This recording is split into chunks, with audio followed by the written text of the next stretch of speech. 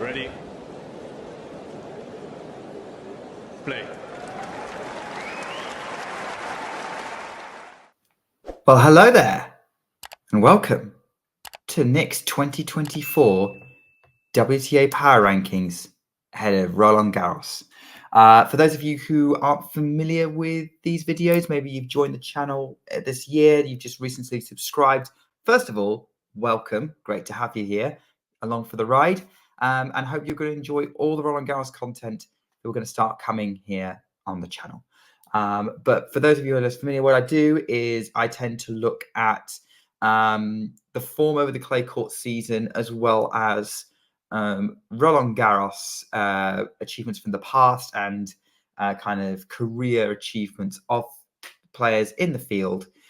Take a look at who may be ticking the most boxes in along those lines, and then try to put together a top 10 list of who I think is most likely to win the French Open, from 10th being less likely to 1 being the most likely. It's like as if I was setting the seedings. If I was in charge of the seedings for Roland Garros, this is how I'd be ranking everyone.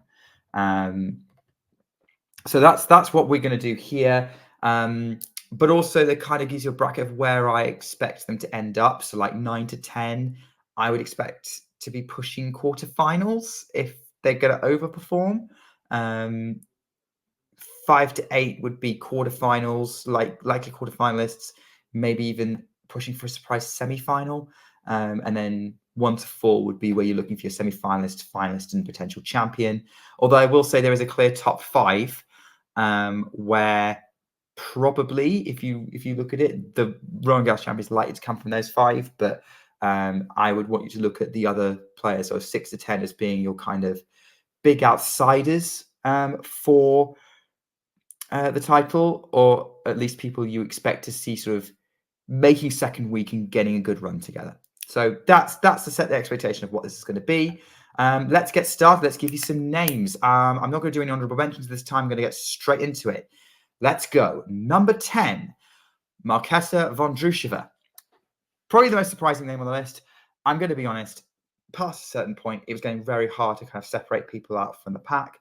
But Vondrousova's semi-final in Stuttgart and her Roland Garros final appearance in 2019 suggests that she's got some form on clay that she's one to watch out for. Clay is her favorite surface. And, you know, she's been a bit hot and cold this year, but she's due a strong run somewhere. Strasbourg might give her that sort of momentum, that confidence. She's playing there. And that might see her kind of pushing on into a good Roland Garros result. But yeah, she's kind of my number 10 on the list to keep an eye out on. If anything, she's going to be the number 5 seed most likely.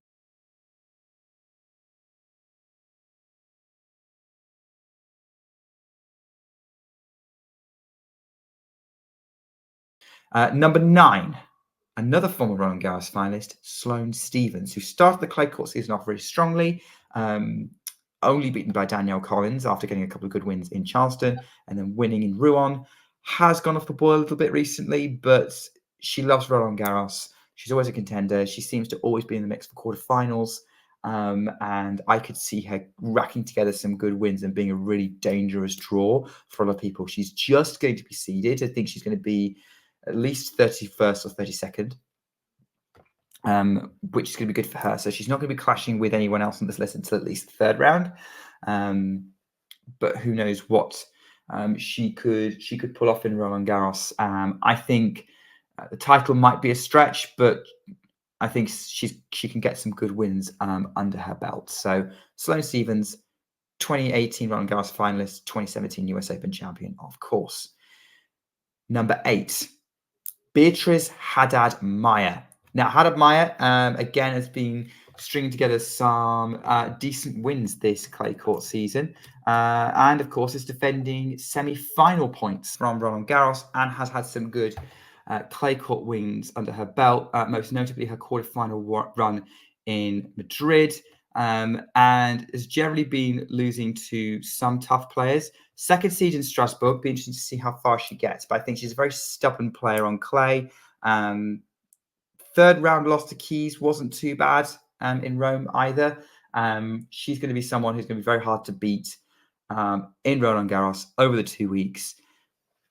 And she will be one to watch, also seeded. So keep an eye out for that. Keeping going with this, number 7, former Roland Garros champion, Jelena Ostapenko. I saw in the chat for WTA Weekly on Sunday that someone saying they were hoping Ostapenko would be on my list. Well, the good news is she is, and you'd be a fool not to put her on here.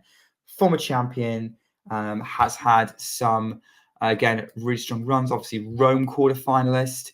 And the thing is, when Ostapenko is that when she's on, she's really on, and she's a threat to pretty much anyone in the draw, particularly, of course, Iga Swiatek.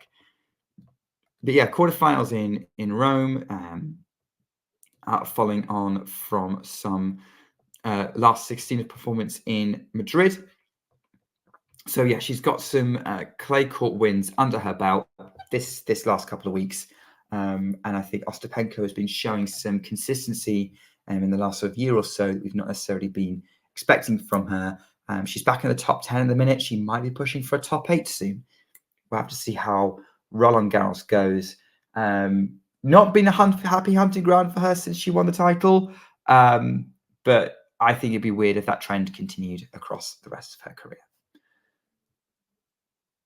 Number 6, Madison Keys, someone else who's had a really good run of form on the clay. Quarterfinals in Madrid, last 16 in Rome. The inverse of Ostapenko, but critically, she lost to the same player both times, Swiatek, who went on to win both tournaments.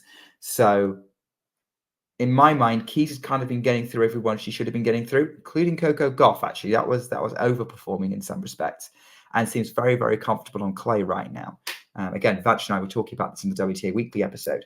For me, you'd be foolish to overlook Madison Keys too hard, and I think she would be the ultimate dark horse going into Roland Garros, in the sense of a dark horse being coming from, like, maybe dark horse is the wrong word, but the first kind of main outsider hope for a big run at the Clay Slam in Paris. And we continue the American theme because number 5 is Danielle Collins. Now, this might be the first controversial pick, especially when you see who I put at number 4. You can probably guess. Number 5 being Collins. The reason why Collins is at 5 and not higher is, whilst she's been super impressive, she's got that title in Charleston. I'm not looking at Miami because that was on hard court, but Charleston, winning the clay title in Charleston, making last 16 in Madrid and semi-finals in Rome. Both those events losing to Sabalenka. I think what is interesting about Danielle is the level she's producing. Only the very best in the world are beating her right now, and so she has to be 5 at least. What's kind of holding her back is maybe the potential for an upset is not as likely as those above, at least in terms of like upset in the most limited use of the word, because when you get to this level, is any kind of win really an upset? But that's a conversation for another day. We're going to move on. But yeah, Danielle Collins, foolish to overlook her. Her every match at Roland Garros is going to be must watch for Danielle, who plays her last Paris event this year. Number 4, Coco Gauff, 2022 runner-up at Roland Garros, semi-finalist in Rome, last 16 in Madrid. I think I said earlier that Keys made the quarterfinals. I was wrong. She made the semi-finals. Keys was the one who beat Gauff. And that's indicative of why Gauff is number 4 on this list, because at the minute she's only losing to players who are on a hot streak, like Keys was in Madrid. Or she's losing to the other players currently ranked in the top 4 in the world. So losing to Swiatek, who she has a matchup problem with. The reason why she's above Collins is she still has that potential, especially on the slower clay surface, to pull something off against Sabalenka and Rybakina, in my view. Obviously very comfortable on clay, showed that in Rome. Does seem to be a surface that she likes and probably her second favorite after the US hard courts. So do not count Goff out. She is going to be still the favorite to make it through her section of the draw, even if she's probably the most vulnerable out of the top 4 seeds. Number 3.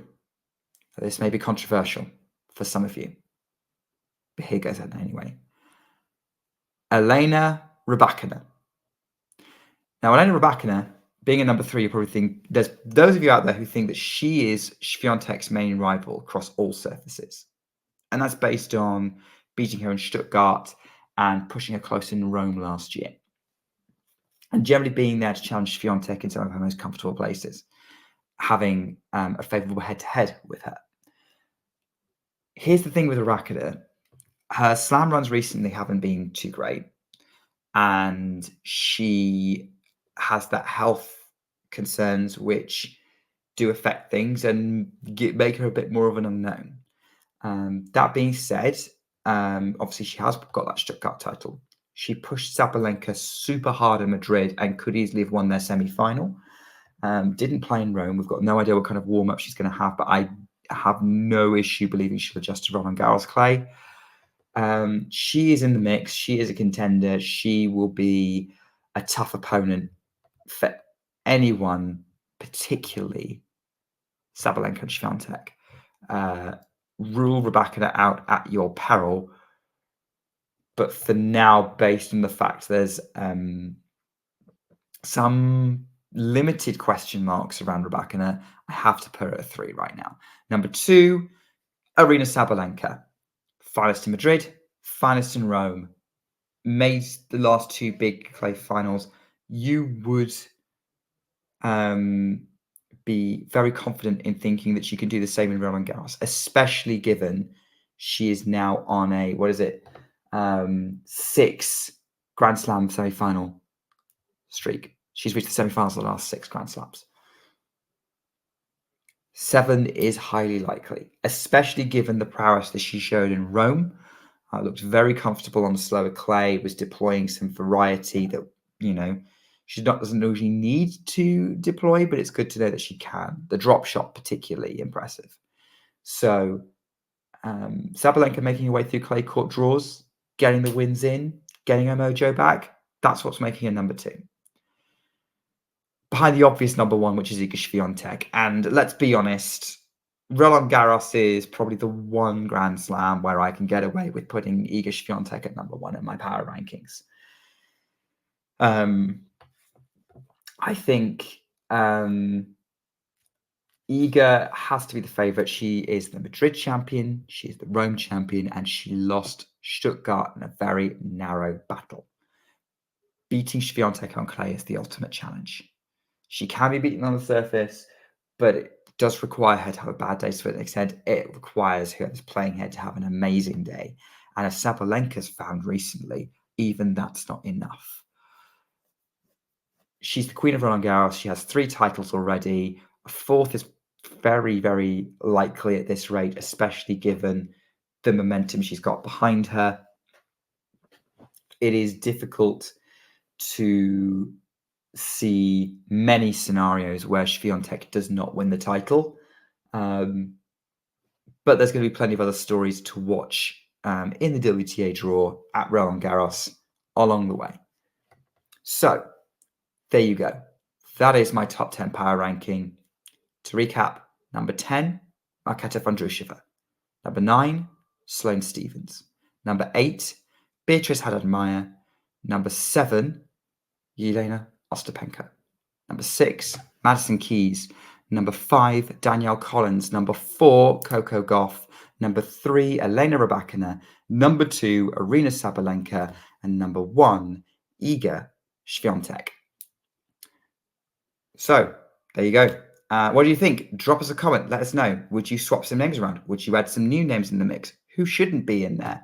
Let us know what you think. Love to talk tennis with you.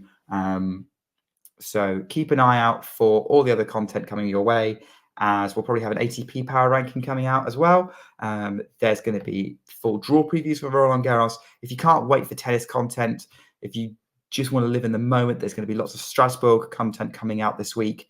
And I will be back for WTA Weekly on Saturday afternoon/evening, European time, to go through what the Roland Garros draw looks like and how that might affect the players that I've highlighted in this power ranking.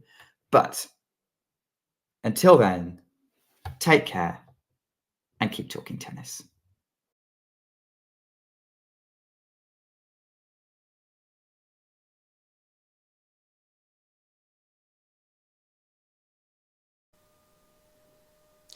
If you enjoyed this video, make sure you hit that like button. Don't forget to subscribe and click that notification bell so you don't miss out on all things tennis.